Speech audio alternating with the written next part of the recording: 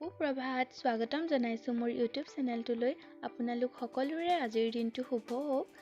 আহক কেইটামান মহৎ লোকৰ বাণীৰে আজিৰ দিনটো আৰম্ভ কৰোঁ।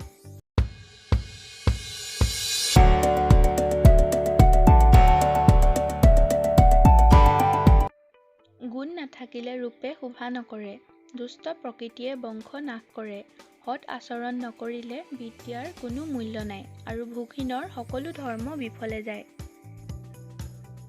আপোনাৰ অভিজ্ঞতা, পাৰিপাৰ্শ্বিকতা আৰু বংশানুক্ৰমিক চৰিত্ৰই আপোনাক যি দিছে সেয়াই আপুনি।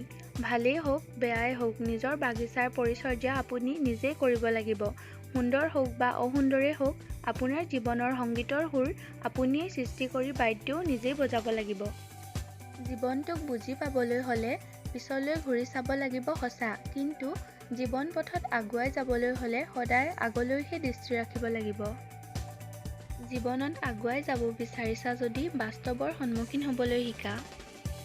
বহু কথা জনাজনকে জ্ঞানী বুলি নকয়, জনা কথাক যথাযথ প্ৰয়োগ কৰিব পৰা জনহে জ্ঞানী। যি মানুহৰ ধৈৰ্য শক্তি আছে তেওঁৰ অসাধ্য একোৱেই নাই। নীৰৱতা হ'ল জীৱনৰ এক অমূল্য বস্তু, যাৰ ভিতৰত বহু বস্তুৱে জন্ম লাভ কৰে। অতি সাধাৰণ যেন লগা দৈনন্দিন জীৱনৰ সৰু সৰু ঘটনাৰাজিয়ে হ'ল জ্ঞানৰ প্ৰকৃত উৎস। এটোপাল চিয়াঁহীয়ে হেজাৰজনক চিন্তাৰ খোৰাক যোগাব পাৰে। সকলো বস্তু কিনিছা কিনা, পৰাপক্ষত মাহেকত একোখন ভাল কিতাপ কিনিবা। এজন ব্যক্তিয়ে কোৱা কথাৰ ওপৰত বিচাৰ নকৰিবা, তেওঁ কিয় সেই কথা ক'লে তাৰ ওপৰতহে বিচাৰ কৰিবা।